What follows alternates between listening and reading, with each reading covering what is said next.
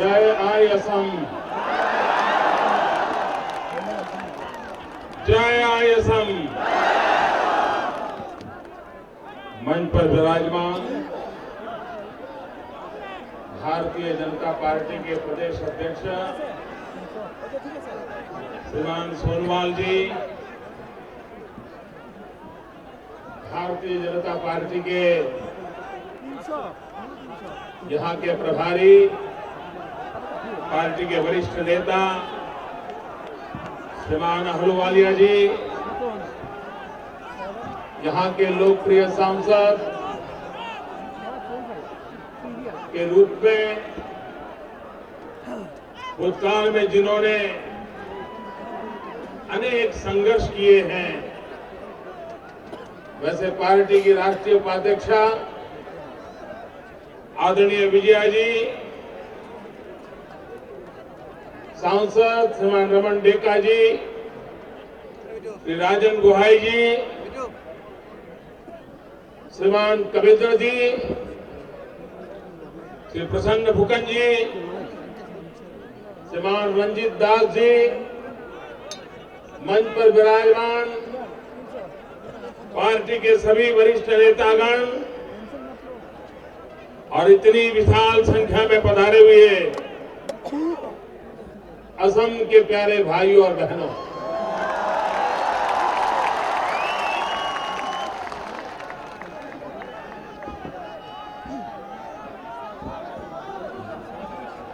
यहाँ के पत्रकारों को भली भांति पता है कि मैंने पार्टी के संगठक के रूप में असम में मुझे काम करने का सौभाग्य मिला था। यहाँ के हर छोटे मोटे इलाके में मुझे प्रवास करना होता था। यहाँ के लोगों की पीड़ा को,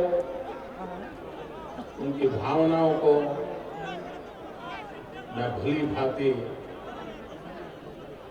जानता हूं, समझ पाता हूं।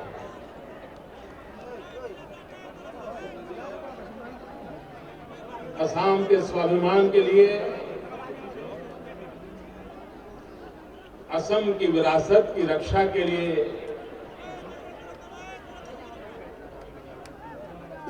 जिन्होंने बलिदान दिए थे,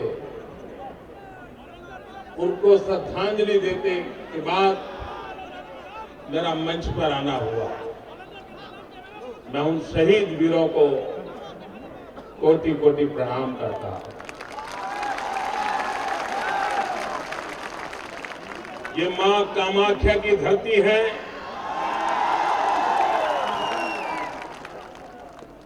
मां कामाख्या के आशीर्वाद के बिना कोई काम होना नहीं। मैं इस पवित्र धरती को प्रणाम करता हूं। जब असम की याद करते हैं तो एक के बाद एक उन सभी महापुरुषों की श्रृंखला हमारी आंखों के सामने इतिहास के रूप में हमें प्रेरणा देती नजर आ रही है। भास्कर वर्मा जी हो, गोपीनाथ बारदुलाई जी हो, लचित बरफुकन जी हो, श्रीमंता शंकर देवा का पुण्य स्मरण हो, माधव देवा की भक्ति हो, अजान फकीर का सूफी नाद हो, नर नारायण हो, कनकलता जी हो, विष्णु राभा जी हो, लक्ष्मीकांत जी बेजवरा हो, श्रीमान भूपेन हजारिका जी याद हो, सती जयमती जी का स्मरण हो, सती राधिका जी का स्मरण हो। भाइयों बहनों, कितने महापुरुष इस धरती ने दिए, कितने वीर पुरुष दिए। गोपीनाथ जी ने तो सरदार वल्लभ भाई पटेल के साथ कंधे से कंधा मिलाकर के असम को पाकिस्तान में जाने से बचा लिया।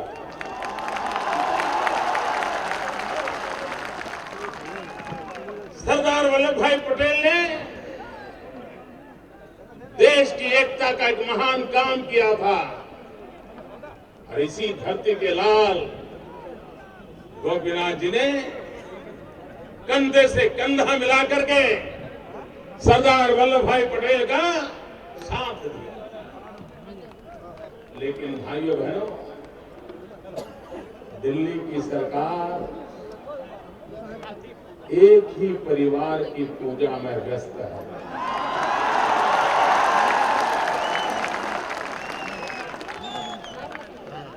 और इसलिए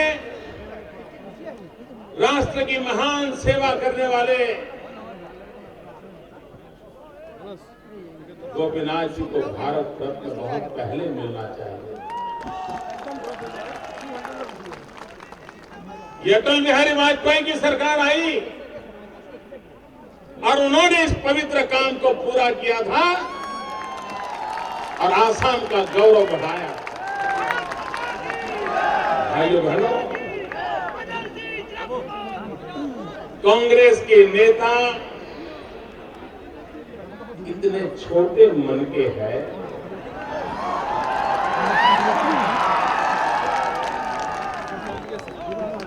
और मन भी छोटा है नहीं, उनकी सोच भी छोटी है,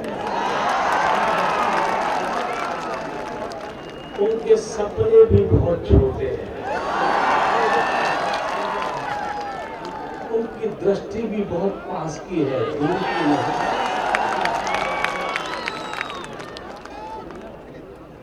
और इसी का नतीजा है कि जिन्हें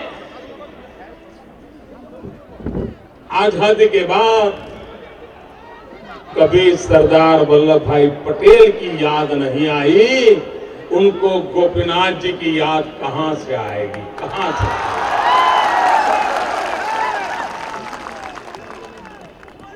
भाइयों बहनों, जब कांग्रेस के लोग मुझे सवाल पूछते हैं कि मोदी जी आप तो आरएसएस वाले हो, भाजपा वाले हो, और आप सरदार पटेल का इतना बड़ा स्टैच्यू बनाने जा रहे हो, स्टैच्यू ऑफ यूनिटी बनाने जा रहे हो। मेहरबान, आपके लिए सरदार वल्लभ भाई पटेल दल के नेता होंगे, हमारे लिए सरदार वल्लभ भाई पटेल देश के नेता है, दल के नहीं, देश के नेता। आपके लिए सरदार वल्लभ भाई पटेल राजनेता होंगे, हमारे लिए सरदार वल्लभ भाई पटेल राष्ट्र नेता है, राष्ट्र की धरोहर है, राष्ट्र की विरासत है। कांग्रेस के नेता हमारी भावनाओं को नहीं समझ पाए। सरदार वल्लभ भाई को, जिन्होंने देश को एक किया, उस महापुरुष के महान काम को कांग्रेस के नेता कभी भी स्वीकार करने को तैयार नहीं है। और आज जब गुजरात के लोगों ने बीड़ा उठाया है, देश के लोगों से सहयोग मिल रहा है, तो उन्हें न चाहते हुए भी सरदार साहब का नाम बोलना पड़ रहा है। और यही हमारी सफलता है कि 60 साल तक जिस महापुरुष को आपने भुला दिया था, हमने आपको मजबूर किया है, दिन रात उसके नाम के गीत गाने के लिए मजबूर कर दिया। भाइयों बहनों,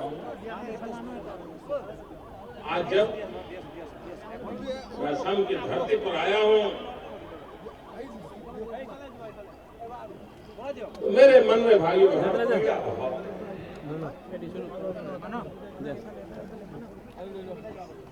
प्राकृतिक संपदा से भरा हुआ लबालब प्राकृतिक संपदा का, चाहे भू संपदा हो, जल संपदा हो, जंगल की संपदा हो, असम के पास क्या नहीं है। उसके बाद भी असम गरीब क्यों है? एक समृद्ध प्रदेश के लोग इतने गरीब क्यों हैं? कौन जिम्मेवार है इसके लिए? कौन जिम्मेवार है भाइयों? कौन जिम्मेवार है?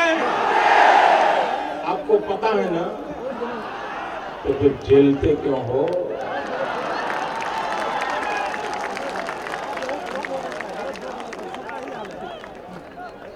इसका इंतजार था। अब वक्त बर्बाद मत कीजिए भाइयों बहनों, 100 दिन का सवाल है, 100 दिन का इनकी विदाई निश्चित है। देश की जनता ने उनको विदाई देने का फैसला कर लिया। अब कांग्रेस पार्टी बच नहीं सकती। विपुलता के बीच भी भाइयों बहनों, ये गरीबी अखरती है, पीड़ा देती है। भाइयों बहनों, ये ऐसा प्रदेश है जहां टी भी है, टिम्बर भी है। और मेरा तो चाय से जरा विशेष नाता है।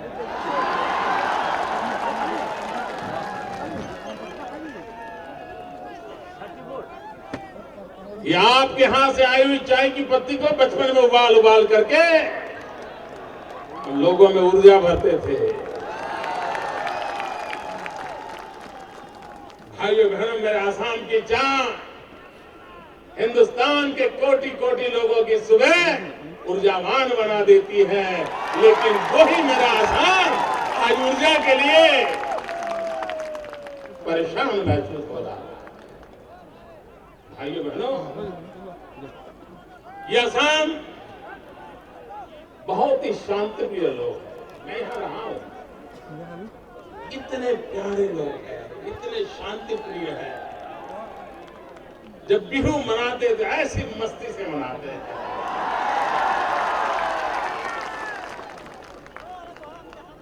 उसी आसाम को लहूलुहान किसने कर दिया? इसको खून के सिर किसने लथपथ कर दिया? आए दिन नौजवानों की जिंदगी जा रही है, जिम्मेवार कौन है? आइए बहनों, हमने कितने नौजवान खो दिए। ये भटके हुए हमारे नौजवान, इसी मिट्टी के संतान, क्या निर्दोषों को हम मरने देंगे? क्या खून का खेल चलने देंगे? और इसी बात के लिए भाइयों बहनों, हम सब ने मिलकर के शांति, एकता, भाईचारा के साथ विकास की यात्रा का रास्ता चुनना पड़ेगा। भाइयों बहनों, आसाम में कांग्रेस की सरकार केंद्र में कांग्रेस की सरकार,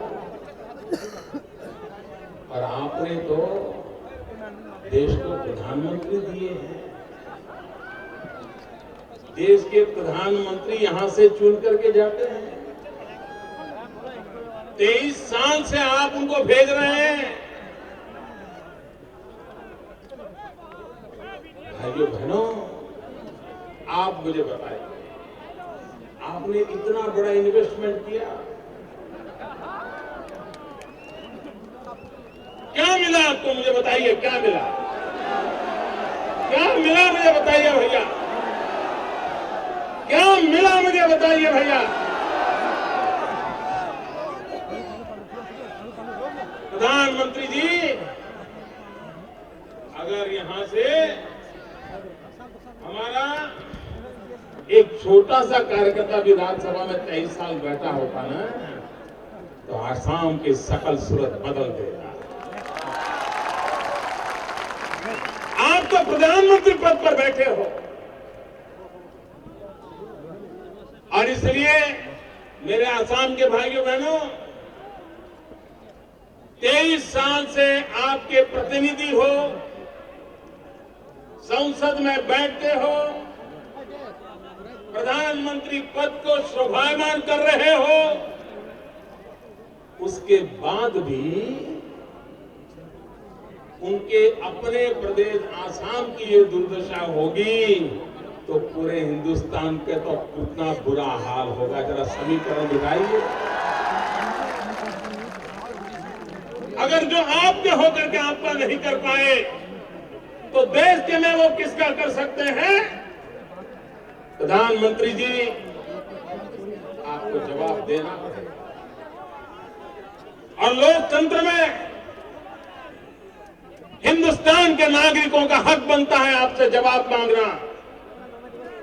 असम की जनता का विशेष हक बनता है आपसे जवाब मांगना। भाइयों बहनों, प्रधानमंत्री आपके हो, मुख्यमंत्री आपके हो, लगातार एक ही पार्टी की सरकार, एक ही नेता की सरकार चली हो, उसके बावजूद भी हमारे नॉर्थ ईस्ट के 8 राज्य हैं, सिक्किम समेत इन नॉर्थ ईस्ट के 8 राज्यों में सबसे बुरा हाल अगर किसी राज्य का है, उन 8 में सबसे बुरा हाल किसी का है तो आसाम प्रांत का है। नागालैंड से भी आसाम की हालत खराब है। भाइयों बहनों, सिक्किम ने टूरिज्म के विषय में इतना काम किया, आसाम में नहीं हो सकता? क्या हिंदुस्तान के लोगों को आसाम देखने का मन नहीं कर सकता है? क्या दुनिया के लोगों को आसाम देखने के लिए आने की इच्छा नहीं हो सकती है? लेकिन भाइयों बहनों, दिल्ली में बैठी हुई कांग्रेस सरकार, उसको सत्ता में ही रुचि है। भाइयों बहनों, आसाम में प्रति व्यक्ति आय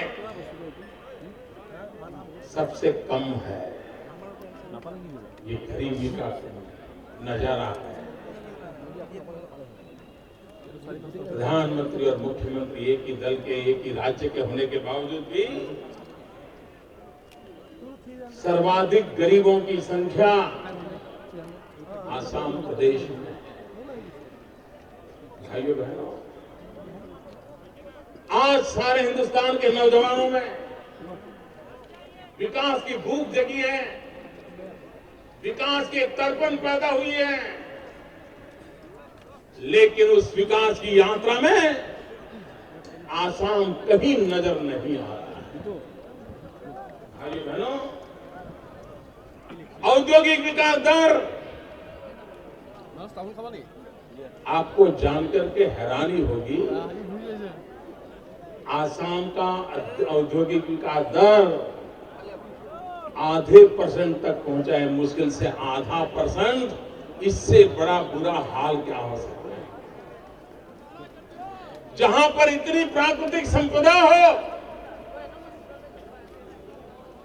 जहां विकास की पूरी संभावनाएं हो, जहां नौजवान बुद्धिमान हो, पसीना बहाने के लिए तैयार हो, लेकिन उसके बावजूद भी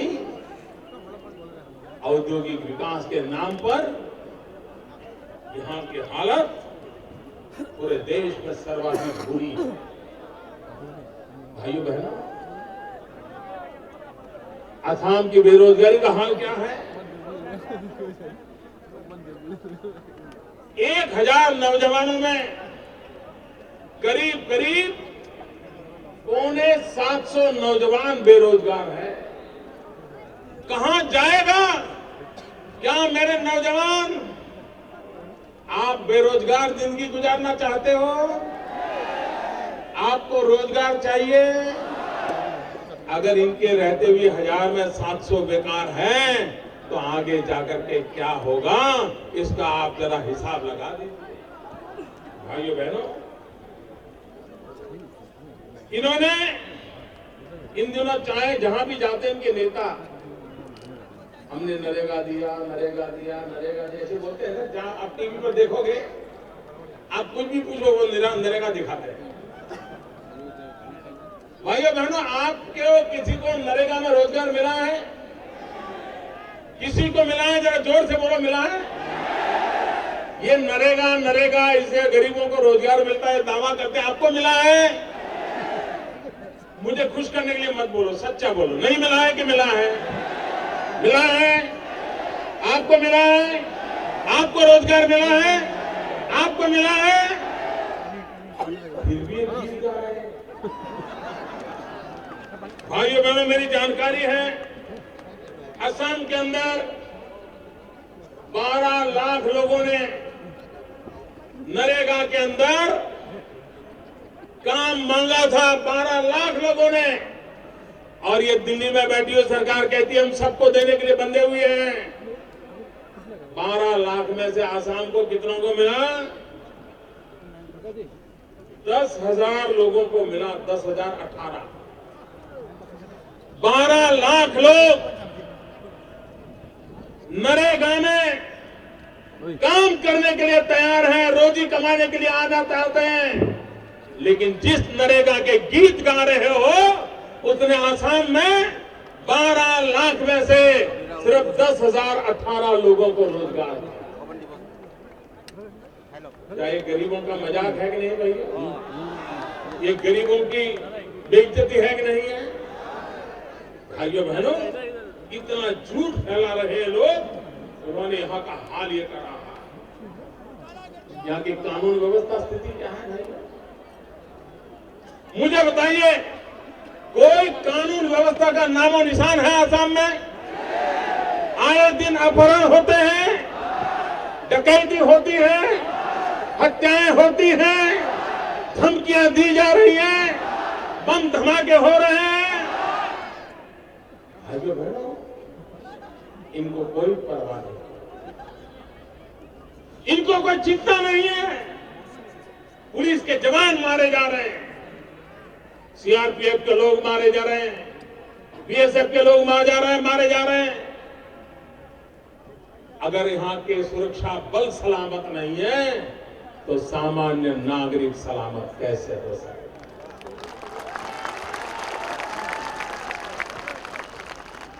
भाइयों बहनों, नाम तरुण होने से सोच तरुण नहीं बन जाती।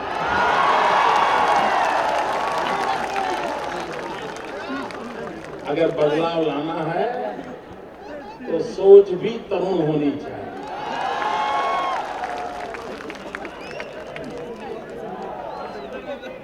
और इसलिए भाइयों बहनों, कभी कभी मैं सोचता हूं, हमारे देश का ये हाल क्यों है? आप देखिए, भारत मां का मानचित्र लेकर हम सामने देखें, भारत का नक्शा, तो पश्चिम की तरफ बदलाव नजर आता है, विकास नजर आता है।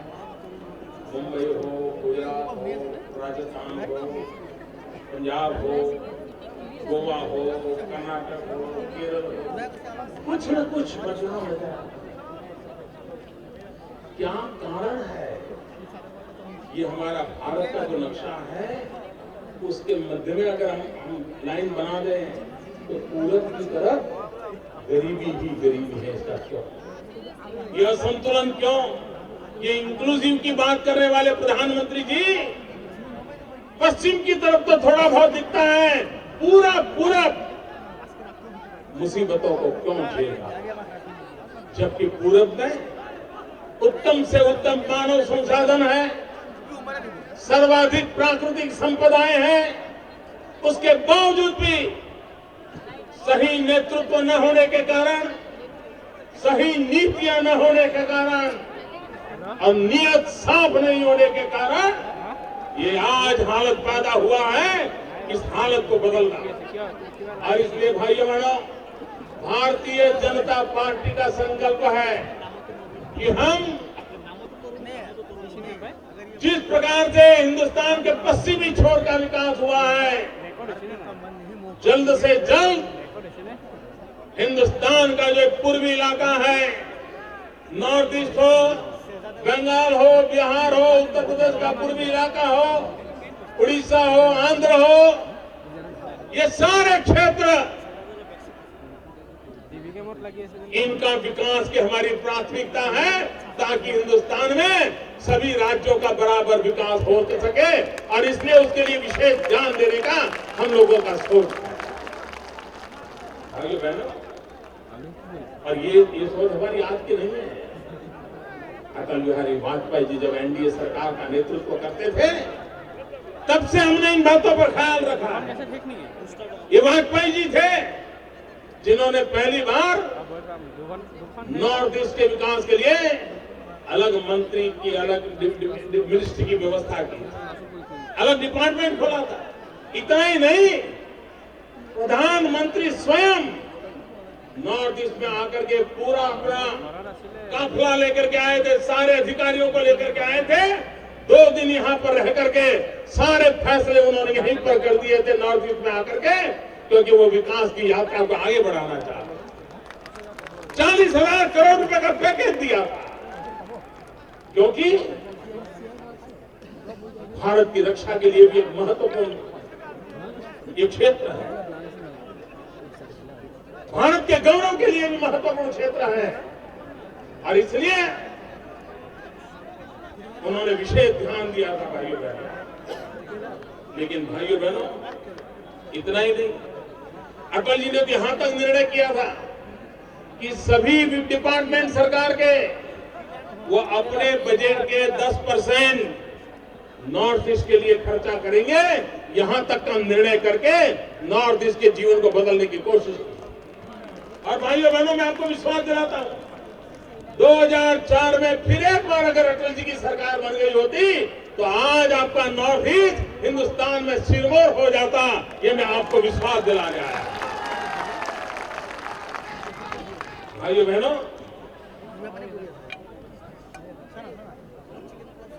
अब 7 के 8 राज्य बन गए। पहले 7 सिस्टर्स के रूप में जाना जाता है, अब सिक्किम जोड़ दिया। भाइयों बहनों, पहले जब 7 सिस्टर्स कहते थे, जब मैं आज 8 राज्यों की बात करता हूं, तब मेरी दृष्टि में, मेरी नजर में ये अष्टलक्ष्मी है। अष्टलक्ष्मी, ये 8 राज्य, ये अष्टलक्ष्मी है। और भाइयों बहनों, लक्ष्मी जी कहां विराजते हैं? लक्ष्मी जी कमल पे विराजते हैं। लक्ष्मी जी का आसन कमल है। एक बार आप कमल पर आशीर्वाद बरसाइए, लक्ष्मी जी, अष्टलक्ष्मी इस पर आरूढ़ हो जाएंगे। 8 राज्यों के विकास की नई ऊंचाइयों को पार कर लेंगे भाइयों बहनों, और उस काम को लेकर के हम आगे चलना चाहते हैं। भाइयों, हमारे पास हिंदुस्तान में चारों तरफ नदियां हैं। अकेला आसाम भाग्यशाली है उसके पास नद है, नद। ब्रह्मपुत्रा को नदी नहीं कहते, नद कहते हैं। लेकिन भाइयों बहनों, गुवाहाटी को पीने का पानी मिलता है क्या? क्यों ऐसा कर रहे हो? ये काम मुझे समझ नहीं आता है। इतना पानी है, लेकिन पानी पीने के लिए लोग तरस रहे हैं। भाइयों बहनों, मेरे गुजरात में नदियां नहीं है, ब्रह्मपुत्रा जैसी नदी तो हम समझ भी नहीं सकते। एक बेचारी नर्मदा मैया हमारी है, और गुजरात में कच्छ और पाकिस्तान की सीमा तक हमारे पास पीने का पानी नहीं था। पीने का पानी पहुंचाने का हमने बीड़ा उठाया। जहां हमारे यहां हजारों गांवों में टैंकर से पानी जाता था, आज से 8 साल पहले हमने हजारों किलोमीटर लंबी पाइपलाइन डाली और नर्मदा का पीने का शुद्ध पानी पाकिस्तान की सीमा तक, जहां हमारा सैनिक तैनात है, वहां तक पहुंचा दिया। पीने का शुद्ध पानी गांवों में पहुंचा दिया। और पाइप की साइज की कल्पना कर सकते हो? पाइप की साइज क्या है भाइयों बहनों? तो पाइप की साइज ऐसी है कि श्रीमान तरुण गोगाई परिवार के साथ मारुति कार में बैठ करके उस पाइप के अंदर कार चला सकते हैं।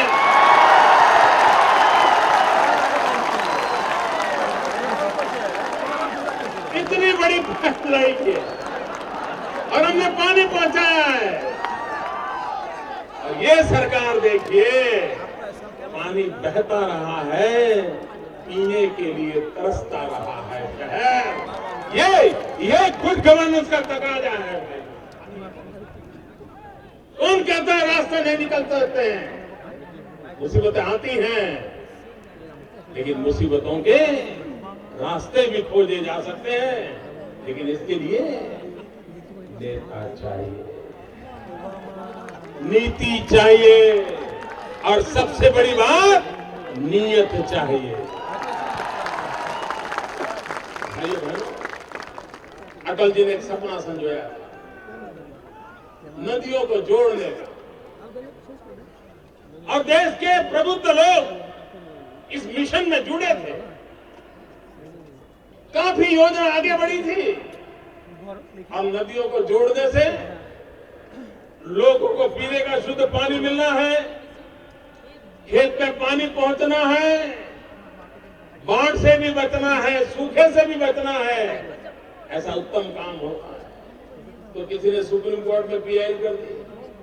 सुप्रीम कोर्ट ने मनमोहन सिंह की सरकार को डंडा मारा और कहा, ये काम जल्दी करो, कमेटी बनाओ, क्या हो रहा है बताओ।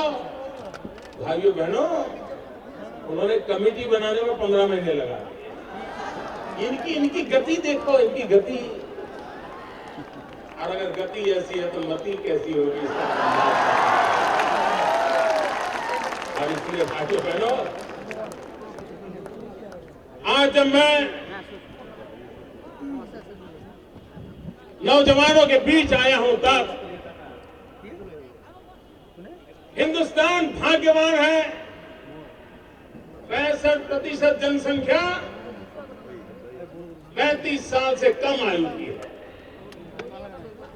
जिस देश के पास 65% जनसंख्या ऐसे नौजवान हो,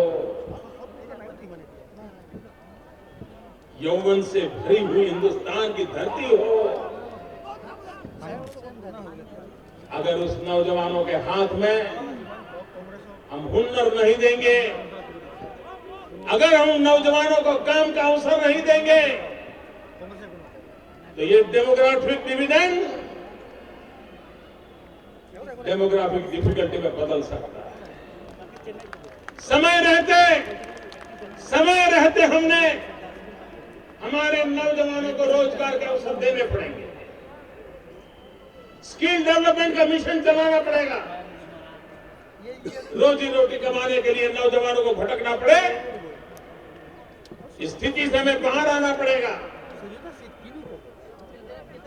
और हिंदुस्तान के नौजवान में दम है, उसको मौका दिया तो स्थितियों को पलट सकता है।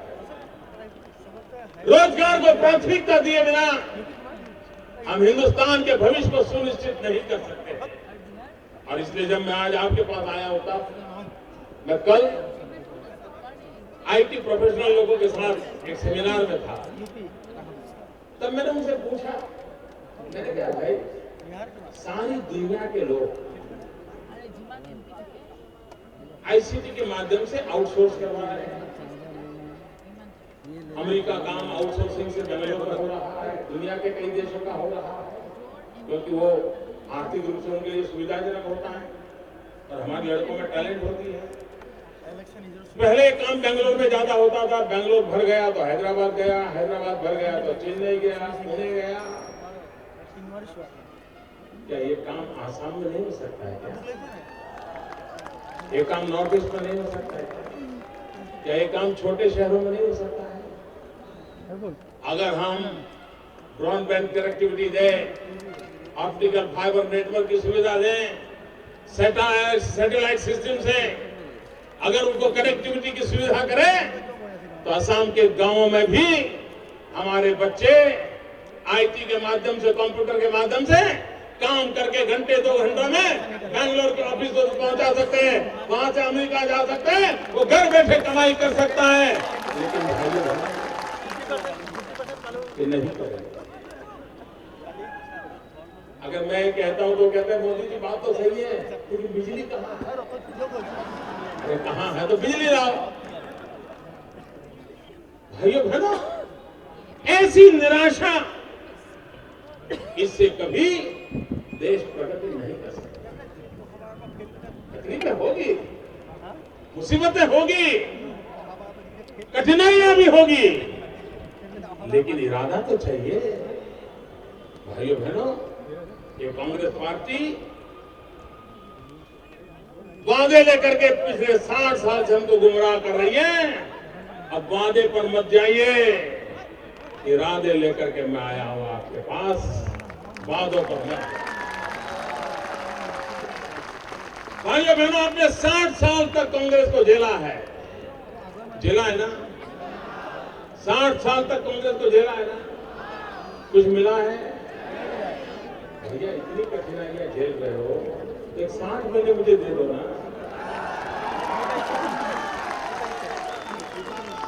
एक 60 महीने दे करके देखो दोस्तों।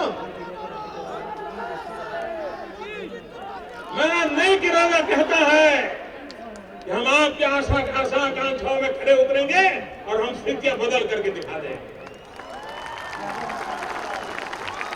भाइयों बहनों,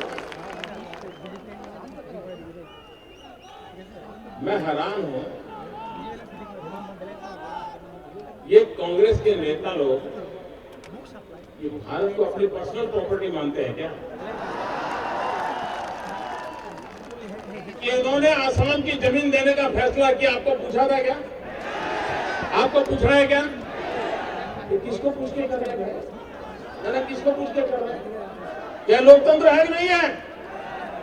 आपने आसाम के कांग्रेस के नेताओं से जवाब मांगा? ये किसको पूछ के कर रहे हो? भाइयों बहनों, अटल जी कहा करते थे कि हम भूगोल तो नहीं बदल सकते, लेकिन इतिहास बदल सकते।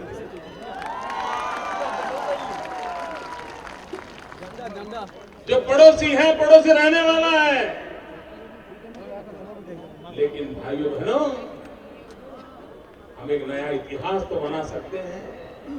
हमारी अस्मिता की रक्षा करते हुए, हमारी जल, जमीन, जंगल की रक्षा करते हुए, हमारी परंपराओं की रक्षा करते हुए, हम अड़ोस पड़ोस के साथ मजबूत मधुर रिश्ते भी तो बना सकते हैं। लेकिन अगर आप में ही दम नहीं है, तो आपसे दोस्ती कौन करेगा? और दोस्ती करके मरेगा क्या? आपके सीने में दम है तो दोस्त भी मिल जाते हैं, पहले आप में दम होना चाहिए। भाइयों बहनों, मैं हैरान हूं, जब राजीव गांधी प्रधानमंत्री थे 35 साल पहले असम के लोगों को वादा किया गया था, घुसपैठियों को निकालने का वादा हुआ था, एकॉर्ड हुआ था। कांग्रेस की सरकार ने इसको लागू किया लागू। कांग्रेस पार्टी के प्रधानमंत्री और असम एकॉर्ड के अंतर्गत यहां से घुसपैठियों को निकालने का उन्होंने वादा किया था। 35 साल पूरे होने आए हैं, लेकिन आज तक उस काम को पूरा नहीं किया गया है।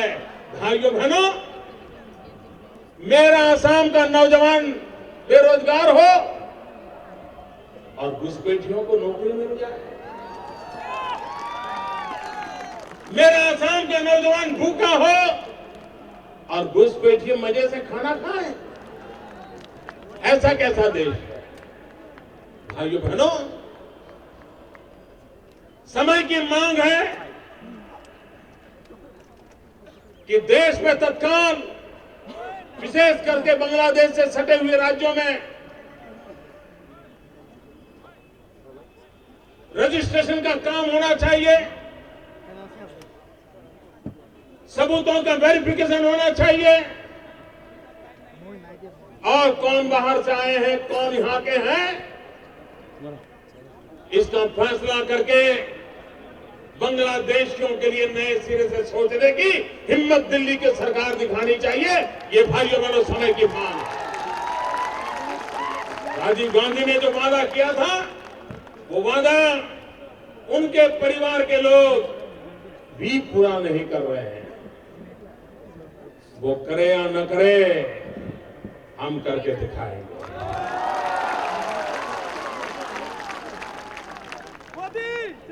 भाइयों बहनों, हमारी हर समस्या का समाधान विकास में है।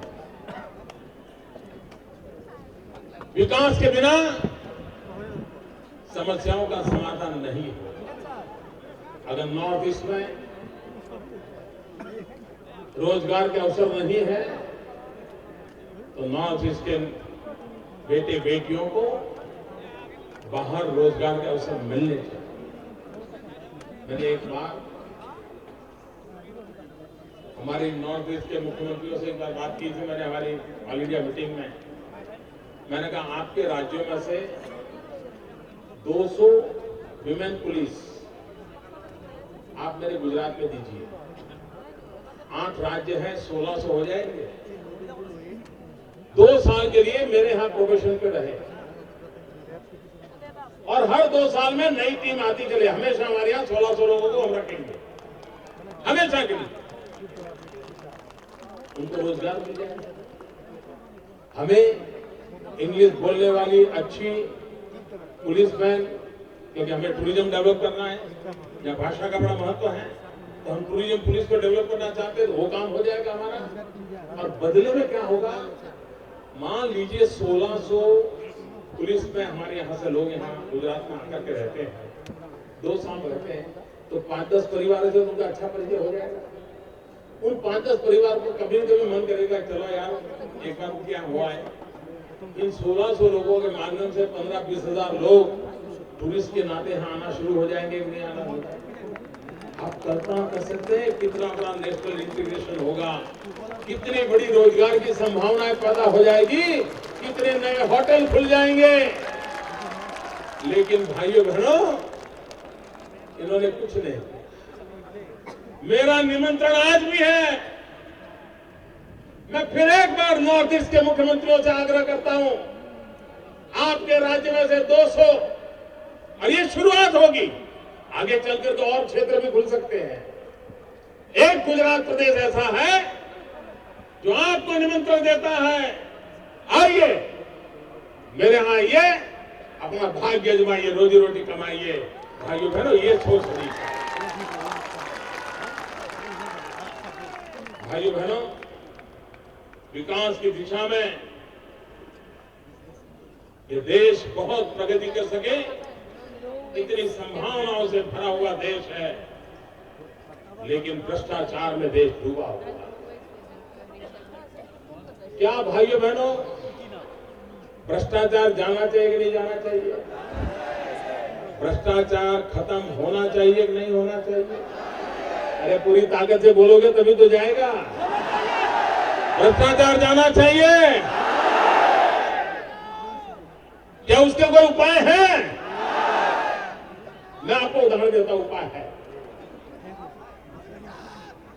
आप मुझे नौजवान बताइए, आप कहीं पर नौकरी के लिए एप्लीकेशन करते हो और इंटरव्यू कॉल आता है, तो सबसे पहले आप क्या करते हो? अपने घर में सर्टिफिकेट खोलते हो क्या? ना, सबसे पहले आप सिफारिश खोलते हो। यहां कोई पहचान वाला मिल जाए तो मेरा मेल बैठ जाए। होता है, क्या होता है? या आप कोई दलाल खोजते हो कि नहीं खोजते हो?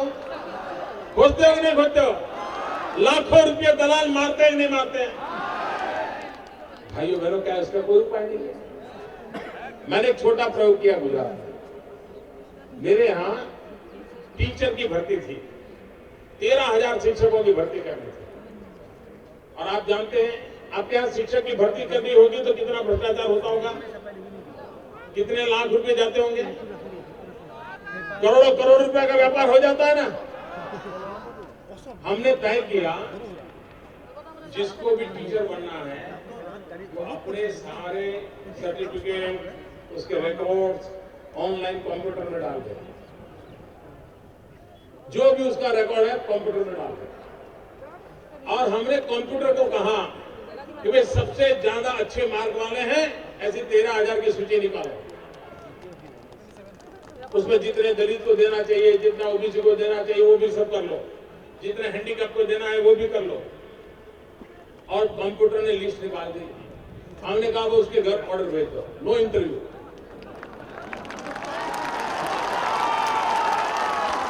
भ्रष्टाचार गया कि नहीं गया?